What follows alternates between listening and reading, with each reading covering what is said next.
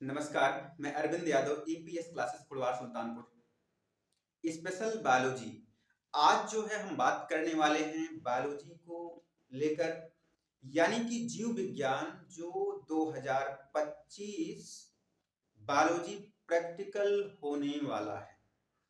तो इसमें बच्चों को इस बार प्रैक्टिकल को लेकर के काफी ज्यादा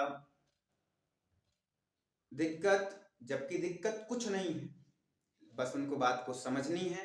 सारी बातें समझ आएगी। आप हमारे साथ अभी कंटिन्यू बने रहेंगे।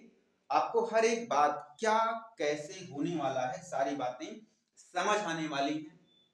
जैसे कि इसमें क्या होता है, जो आपका प्रैक्टिकल है उस प्रैक्टिकल में यानी जीव विज्ञान प्रयोगात्मक 2025, ठीक है। तो आपके दिमाग में आएगा यार कि हम लोग फाइल कौन कौन सी बनाएं, क्या फाइल बनानी है। बहुत सारे विद्यालय के बच्चे तो बड़े अच्छे टॉपर्स, मतलब अच्छे तरीके से फाइल बना लिए होंगे, अच्छी से तैयारी भी कर लिए होंगे। लेकिन कुछ ऐसे भी बच्चे होंगे जिनको पता ही नहीं होगा कि कैसी फाइल बनानी है, क्या बनाना है, क्या लिखना है, कैसे लिखना है। तो वो सारी चीजें आप अभी आपके सामने क्लियर हो जाएगी। जैसे सबसे पहला क्वेश्चन दिमाग में बच्चों के ये आएगा कि भाई फाइल क्या बनानी है। तो फाइल के लिए हम आपको सबसे बड़ी बात क्लियर कंफर्म करते चलेंगे। एक फाइल आपकी होगी जिसे आप बोलेंगे प्रैक्टिकल फाइल, ठीक है ना, प्रैक्टिकल फाइल। और दूसरी जो फाइल होगी उसे आप बोलेंगे प्रोजेक्ट फाइल, ठीक है। अब तीसरे में ये देखिए, आपको पहले से एक बॉक्स में चार्ट लिखा गया होगा। तो क्या चार्ट भी एक फाइल होती है? नहीं, चार्ट फाइल नहीं होती। इसके बारे में आपको बताया, अभी बता रहे हैं कि ये चीज क्या है, इसका मतलब निकलता भी है कि नहीं निकलता है चार्ट पेपर का, या क्या सेंस है इस चार्ट पेपर का हमारे साथ। या जो बहुत सारे बच्चे चार्ट पेपर बना के लेके जाते हैं, क्या उसका कुछ बेनिफिट है, कोई मतलब है कि नहीं है? अगर होगा तो अभी आपके सामने समझ।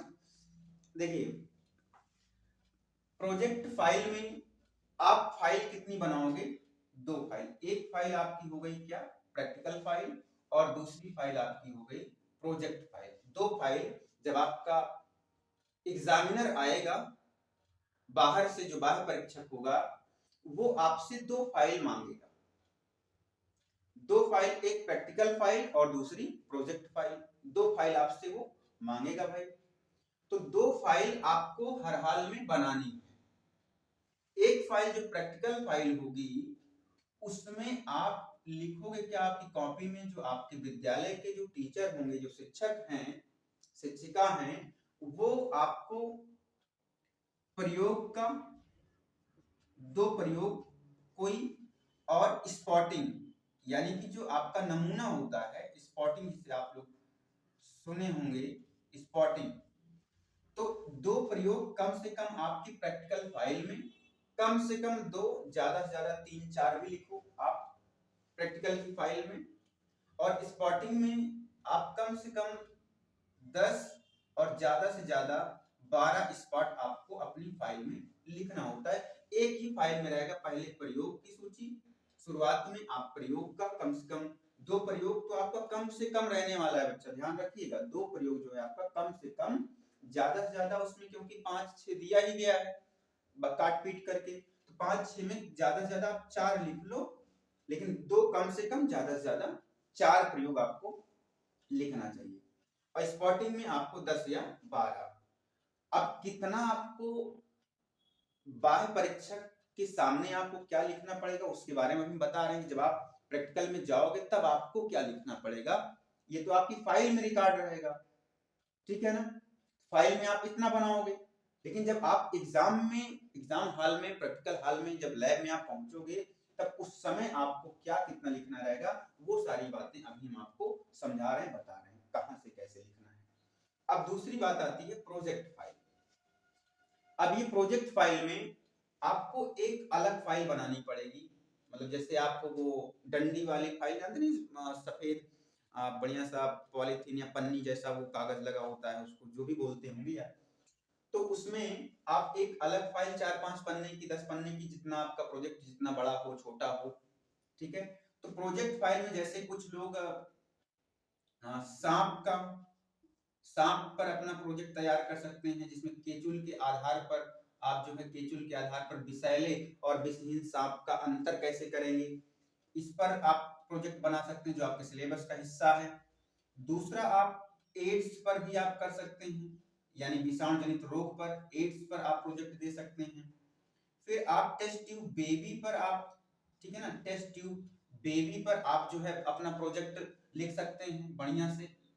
फिर उसके बाद अगर हम देखें तो टेस्ट ट्यूब और कुछ विभिन्नताओं पर जो वेरिएशन होती है, डाइवर्सिटी पर, डाइवर्सिटी यानी विभिन्नताओं पर जीवों में होने वाले अनुकूलन या उनमें विविधता क्या है, उस पर आप जो है प्रोजेक्ट तैयार कर सकते हैं। तो मतलब इन 4-5 टॉपिक में से आप किसी एक टॉपिक पर अपना प्रोजेक्ट तैयार करेंगे, उसकी एक अलग फाइल बनेगी। तो मतलब एक फाइल आपकी ये हो गई, दूसरी फाइल आपकी प्रोजेक्ट फाइल हो गई।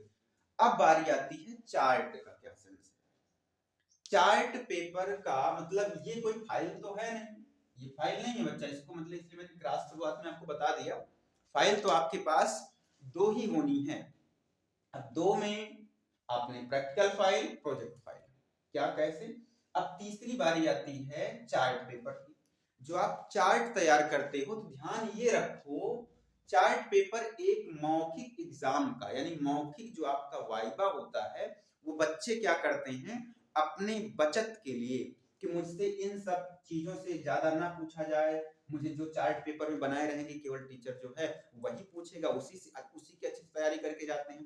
तो ये बच्चे जो है अपनी बचत के लिए एक अलग से चार्ट पेपर बना लेते हैं। अध्यापक भी कहता है ठीक है आपने कुछ चार्ट पेपर बनाया है, तो हाँ भाई बनाए, तो उसी चार्ट पेपर से क्वेश्चन पूछ लिया जाता है। ये सब सारी चीजें आपको अगर नहीं भी याद हैं तब भी आप इससे बचत करने का अपने एक नया तरीका ढूंढ लीजिए। ये बचत का एक तरीका है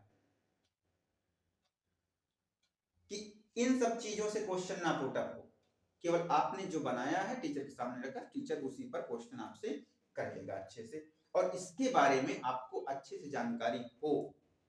और चार्ट पेपर में वही बनाओ जो आपने अपने सिलेबस में पढ़ा लिखा है, जो आपके एग्जाम में भी काम आ जाए, या प्रोजेक्ट में बनाए हो तो प्रोजेक्ट में एड्स है, एड्स के बारे में, एड्स वायरस का आप जो चार्ट पेपर में बना लीजिए या उसकी लाइफ साइकिल बना लीजिए।